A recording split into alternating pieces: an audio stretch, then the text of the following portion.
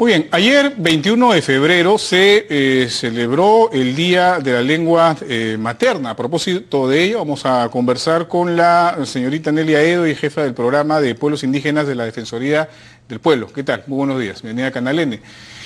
Bueno, tengo información acá referida a la situación de más de 4 millones de personas, compatriotas indígenas en nuestro país, que en algunos casos no pueden recibir los servicios públicos básicos porque no hay una forma adecuada de comunicación debido precisamente a la existencia de 48 lenguas indígenas en nuestro país. Cuéntenos, por favor. Así es. Bueno, muchas gracias por la oportunidad, Jorge. En efecto, la Defensoría del Pueblo ayer, con motivo del Día Internacional de la Lengua Materna, ha invocado a todas las entidades públicas y privadas que brindan servicios públicos que cumplan la ley, porque esto está estipulado en una ley, para que brinden los servicios públicos con pertinencia lingüística y la pertinencia cultural. Recordar que en el país tenemos 48 lenguas indígenas. Estas lenguas indígenas son habladas por casi 4,5 millones de ciudadanos. Entonces, como vemos, es una población importante y la diversidad cultural y lingüística en nuestro país también es importante.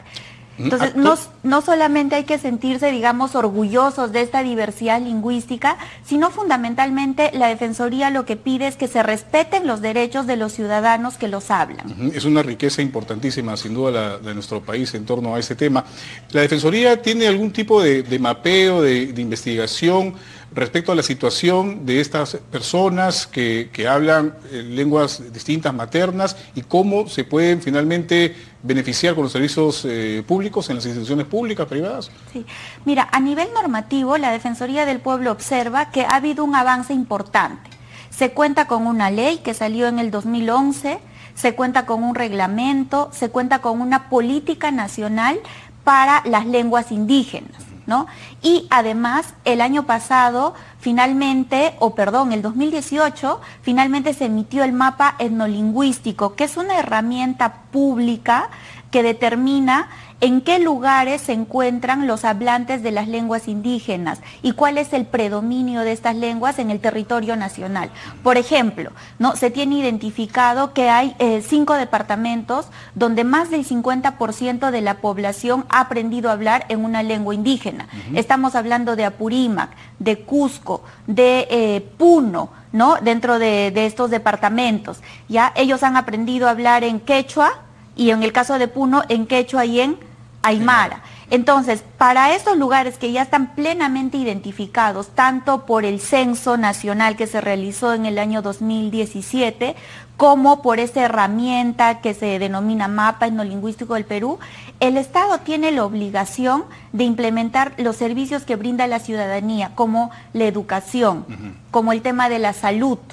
Otro servicio muy importante y súper delicado, el tema del acceso a la justicia, ¿no? Que también que en las comisarías, cuando se acerquen la ciudadanía hablante de lenguas indígenas, puedan atenderles en sus lenguas originarias. A propósito de eso, yo recuerdo que el año pasado el Tribunal Constitucional emitió un fallo respecto a una demanda que había interpuesto una ciudadana que vivía, si no mal recuerdo, en Ancash. Ella fue a la municipalidad, necesitaba información, pero no hablaba el castellano, el español, ella hablaba su lengua originaria materna, y por esta razón ella entabla esta demanda. Finalmente el tribunal falló a favor de la señora, y creo que ahí vino como consecuencia también el tema del mapa etnolingüístico. Y se lo menciono porque esto pasa en la vida cotidiana, diariamente, ¿no? Personas que viven de pronto en puntos alejados de nuestro país, van a una institución, a una comisaría, a un centro de salud y no tienen forma de comunicarse debidamente. En efecto, esa sentencia del Tribunal Constitucional fue muy importante y es una muestra clara de cómo a una ciudadana se lo notificó sobre un tema, ¿no? Sobre un tema vinculado al aspecto administrativo municipal. La señora me parece que era ambulante y le estaban diciendo, no, tú ya no puedes seguir aquí.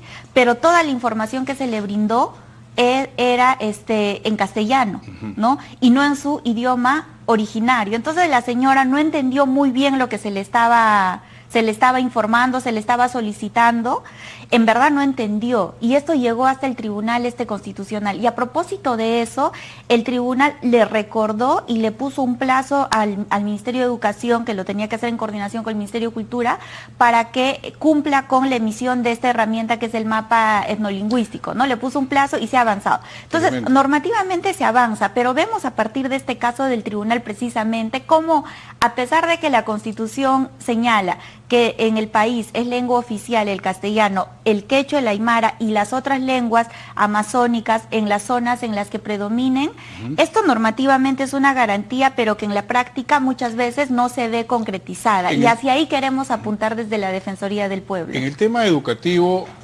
también hay problemas, ¿no? Porque, que yo sepa, no hay profesores, o no muchos profesores, que puedan dominar por lo menos dos lenguas originarias, o en fin, como el español y una lengua originaria, para poder comunicarse con los alumnos, con los escolares. ¿Cómo funciona esto? ¿Qué información tiene la Defensoría en torno a esta situación?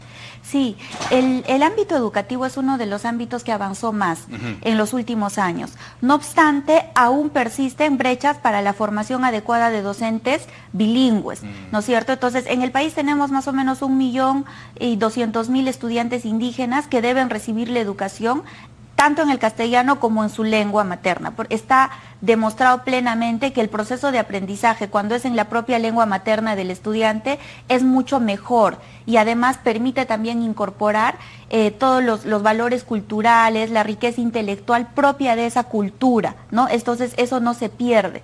Sin embargo, uno de los pendientes importantes en el sector educativo es poder cubrir la brecha de docentes que requieren ser capacitados en la educación intercultural bilingüe. ¿Actualmente, ¿no? ¿Cuántos hay?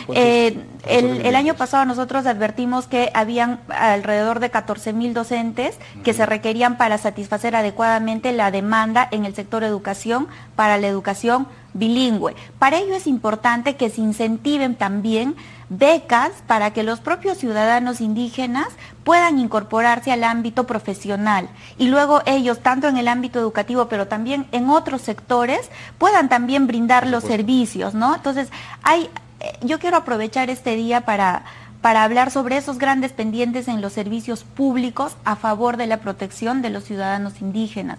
Otro tema muy importante es el tema del servicio de la salud.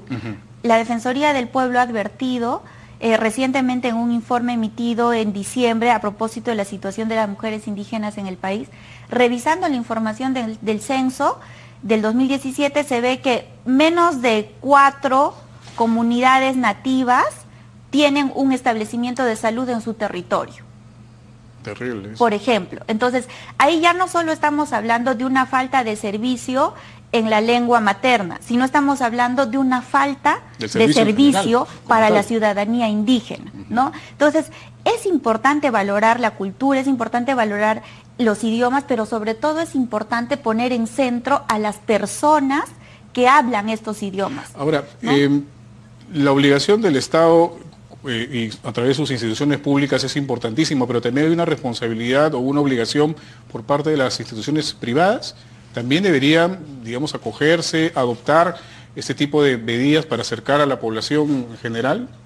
En efecto, y ahí otra vez, normativamente hemos avanzado. Existe la obligación, el reglamento de la Ley de Lenguas, en el artículo 12, señala que tanto la Ley de Lenguas, en el artículo 12, señala que tanto las empresas públicas como las privadas que van a brindar un servicio a la comunidad, si este servicio se encuentra en lugares donde hay un número importante, ¿no?, de usuarios indígenas y que predominen, de acuerdo a este mapa etnolingüístico, también las empresas privadas tienen que brindar el servicio respetando eso. Entonces, a nivel de telefonía hay algunas buenas prácticas, ¿no?, que se han ido advirtiendo. Sin embargo, esto debe ser para todos. Vamos a poner algún ejemplo. Por ejemplo, en el servicio educativo, en el servicio de salud, en el servicio de telefonía, en el servicio de cable. No, si tú vas, por ejemplo, a una provincia en Cusco, Canchis, Quispicanchis, que hay harta demanda de ciudadanía indígena, también la información que se brinda en esos lugares debe ser respetando el idioma. ¿Se está dando esto? ¿Cómo lo Todavía, está viendo ¿no? Progresivamente ya vamos viendo algunas buenas iniciativas. Ahí veíamos que, por ejemplo, hay algunas líneas de telefonía que ya brindan información en quechua, ¿no? Hay 3.7 millones de quechohablantes en el país. Entonces es uno de los idiomas en el que más avances hay. Pero también tenemos otras lenguas, muchas, que deben ser respetadas también en la Amazonía, ¿no? Y además, no solamente brindar los servicios para las personas que tienen presencia de mayor número de hablantes, ¿no? Aymara, quechua, xánica, sino también ya por otro lado el Estado tiene que incentivar que las lenguas que se encuentran en peligro de extinción se generen políticas públicas, se generen acciones concretas para rescatar estas lenguas, porque cuando muere una lengua, muere una cultura. Muere todo el acervo cultural de esa lengua y muere también la riqueza intelectual de esa lengua, ¿no? Por ejemplo, la medicina ancestral que pudo conocer esa cultura y así. Y acá leyendo información precisamente sobre la desaparición de algunas lenguas, hay ya algunas de estas 48 lenguas originarias en nuestro país que están a punto ya de desaparecer, ¿no? Incluso hay contadas personas que hablan algunas de estas lenguas, ¿no? ¿Usted tiene información respecto a esto? ¿Cuáles son las lenguas que están en peligro de extinción? Sí, el Ministerio de Cultura ha identificado alrededor de 21 lenguas que se encuentran en peligro de extinción, ¿no? Por ejemplo, podemos contar algunas. El muniche, que lo hablan 8 personas, ¿no?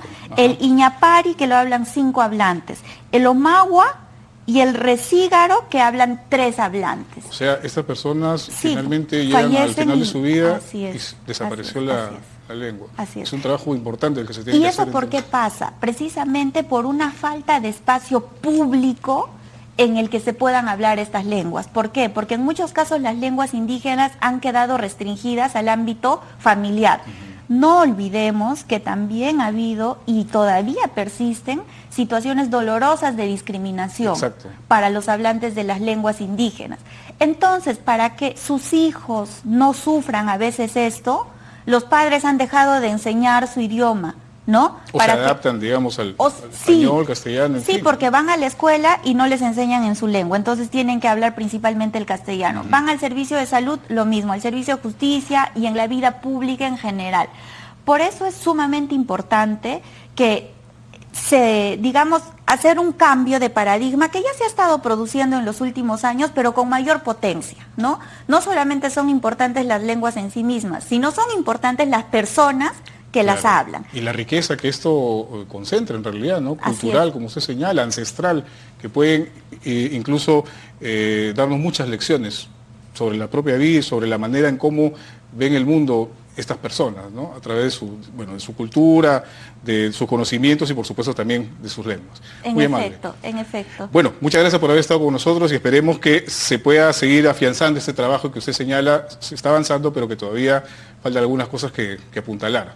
¿Depende básicamente de que del Ministerio de Educación y de Cultura o hay otros sectores que deberían estar involucrados en este tema? Mira, ahí yo hago una invocación a los gobiernos regionales y locales para que también dentro de las competencias que ellos tienen promuevan la diversidad lingüística en sus regiones. De hecho, ellos además normativamente tienen la obligación de emitir ordenanzas, ordenanzas regionales y ordenanzas locales para promover la diversidad lingüística y para promover el uso en el ámbito público y en los servicios. Entonces, esta es una tarea que la Defensoría del Pueblo, a propósito de este día, ha solicitado que pueda completarse y realizarse de manera coordinada con el Ministerio de Cultura. Sin embargo, yo creo que el tema del respeto a la diversidad lingüística pasa por cada uno de los ciudadanos del país. Entonces, ya hemos visto que en los últimos años ya hay películas, por ejemplo, que se están dando en lenguas originarias. Eso es sumamente importante porque vemos ahí cómo ya se está incorporando a la vida pública y cultural esta valía. Y además son películas que han ganado premios importantes internacionalmente, ¿no? Y se está ya tratando de también tener noticieros, hay Canal TV Perú. El Canal del Estado promueve noticieros también en lenguas Exactamente. Esto debe ser, estas buenas prácticas deben ser replicadas por otros sectores de la población. Y no solo eso, también en las ciudades hay un número importante de hablantes en lenguas originarias. Lima, por ejemplo, concentra la mayor cantidad de quechohablantes del país. Entonces, no solo debemos pensar que este servicio es para los lugares más alejados del país, sino también para las propias ciudades, ¿no? Y en ese sentido, también las instituciones públicas que están brindando sus servicios en San Juan del Lurigancho, por ejemplo, donde hay una concentración importante de quechohablantes, deben adecuar sus servicios a ello. Muy bien, muchísimas gracias por haber estado con nosotros. Hemos conversado con Nelia Edo, jefa del programa de pueblos indígenas de la Defensoría del Pueblo. Hacemos una pausa, amigos, volvemos con más información.